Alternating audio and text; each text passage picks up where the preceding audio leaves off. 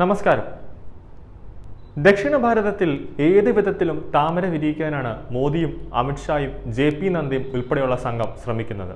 അതിനുവേണ്ടിയാണ് മോദിയും കേന്ദ്ര പാർട്ടി നേതൃത്വവും കൂടെ ഓരോ പദ്ധതികൾ ആവിഷ്കരിക്കുന്നത്. അതിനുവേണ്ടിയാണ് അവർ പ്ലാൻ A, പ്ലാൻ B എന്നുള്ള ഓരോ തിരഞ്ഞെടുപ്പ് തന്ത്രങ്ങളും ഓരോ പദ്ധതികളും മോദിയും സംഘവും ആവിഷ്കരിച്ചു കൊണ്ടിരിക്കുന്നത്. അതുകൊണ്ട് തന്നെയാണ് ദക്ഷിണ ഭാരതത്തിൽ ഇത്തവണ BJP ആണ് ഏറ്റവും കൂടുതൽ മുന്നേറ്റം നടത്തുക എന്നും മോദിയും രാജീവ് ചന്ദ്രശേഖരും പറയാൻ കാരണമാകുന്നത്.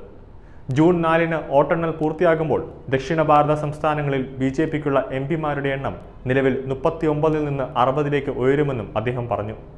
കേരളം, തമിഴ്നാട്, തെലങ്കാന, ആന്ധ്രാപ്രദേശ്, കർണാടക എന്നിവിടങ്ങളിലെ ഫലം പുറത്തു വരുമ്പോൾ BJP ചരിത്രം കുറിക്കും. അതിന് വ്യക്തമായ ഒരു കാരണമുണ്ട്. BJPയെ സംബന്ധിച്ച് കേരളം, തമിഴ്നാട്, ആന്ധ്രാപ്രദേശ്, കർണാടക ഉൾപ്പെടെയുള്ള സംസ്ഥാനങ്ങൾക്ക് BJPക്ക് ബാലികേറ മലയായിരുന്നു. നിലവിൽ പുതിയ തന്ത്രം BJP ആവിഷ്കരിച്ചതോടുകൂടിയാണ് BJPയെ സംബന്ധിച്ച് നിലവിൽ ഇത് നിസ്സാര കാര്യമായിരിക്കുന്നത്. അതുകൊണ്ടാണ് വ്യക്തമായ ധാരണയോടെ BJP കേന്ദ്ര സംഘം രാജീവ് ചന്ദ്രശേഖരനെ തന്നെ കളത്തിലിറക്കിയെന്നത് എടുത്തു പറയേണ്ടിയിരിക്കുന്നു. കേന്ദ്ര നേതാക്കൾ സമയം കണ്ടെത്തി കേരളം ഉൾപ്പെടെയുള്ള സംസ്ഥാനത്ത് പ്രചാരണത്തിനായി എത്തുന്നത് കൊണ്ടാണ് രാജീവ് ചന്ദ്രശേഖരന് UDF, LDFന് ലഭിച്ചുകൊണ്ടിരുന്ന പരമ്പരാഗത വോട്ടുകളെല്ലാം തന്നെ തകർത്ത് BJPക്ക് അത് അനുകൂലമായി മാറാൻ കാരണമായത്.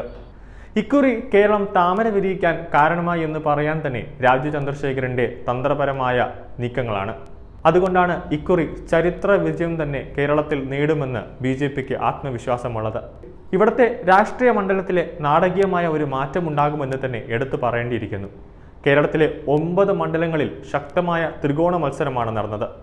പച്ച നുണകളുടെയും തെറ്റായ വിവരങ്ങളുടെയും വ്യാപകമായ പ്രചാരണമാണ് തിരഞ്ഞെടുപ്പ് കാലം മുതൽ കോൺഗ്രസ് ആവിഷ്കരിച്ചതെന്നും കോൺഗ്രസ് നടത്തിവന്നതെന്നും രാജീവ് ചന്ദ്രശേഖരൻ ആരോപിച്ചു.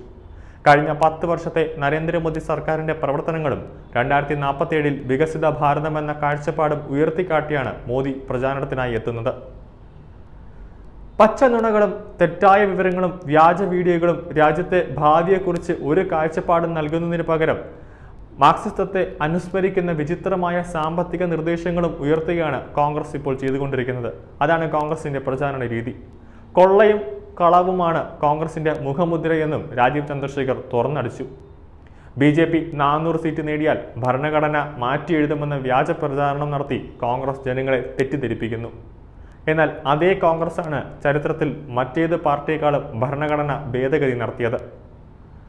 നുണപ്രചാരണത്തിനായി വ്യാജ വീഡിയോകൾ പോലും കോൺഗ്രസ് സൃഷ്ടിക്കുന്നുണ്ട്. നിരാശരായ കോൺഗ്രസ് വ്യാജ വീഡിയോകൾ പ്രചരിപ്പിച്ച് ജനങ്ങളെ ചൂഷണം ചെയ്തുകൊണ്ടിരിക്കുകയാണെന്നും ജനുവരിയിൽ പ്രധാനമന്ത്രി നരേന്ദ്രമോദി മുന്നറിയിപ്പ് നൽകിയിരുന്നു. അതിപ്പോൾ സത്യമായിരിക്കുകയാണെന്ന് രാജീവ് ചന്ദ്രശേഖർ പറഞ്ഞു. സംവരണ നയങ്ങളെക്കുറിച്ച് തെറ്റായ വിവരങ്ങൾ പ്രചരിപ്പിക്കുന്നതിനായി വ്യാജ വീഡിയോകൾ പുറത്തിറക്കുന്നു. കോൺഗ്രസ് OBC സംവരണം എടുത്ത് മുസ്ലിങ്ങൾക്ക് നൽകിയിരുന്നു. രംഗനാഥൻ മിശ്ര കമ്മീഷൻ റിപ്പോർട്ട് ശുപാർശകളിൽ ഇത് വ്യക്തമാക്കുന്നുണ്ട്. ഭരണഘടനാ ലംഘനമായ മതാടിസ്ഥാനത്തിലുള്ള സംവരണം നടപ്പാക്കാനാണ് കോൺഗ്രസ് ലക്ഷ്യമിടുന്നതെന്നും അദ്ദേഹം കൂട്ടിച്ചേർത്തു. കൂടുതൽ വാർത്തകൾ അറിയുവാനായി ഈ ചാനൽ സബ്സ്ക്രൈബ് ചെയ്ത് ഫോളോ ചെയ്യുക.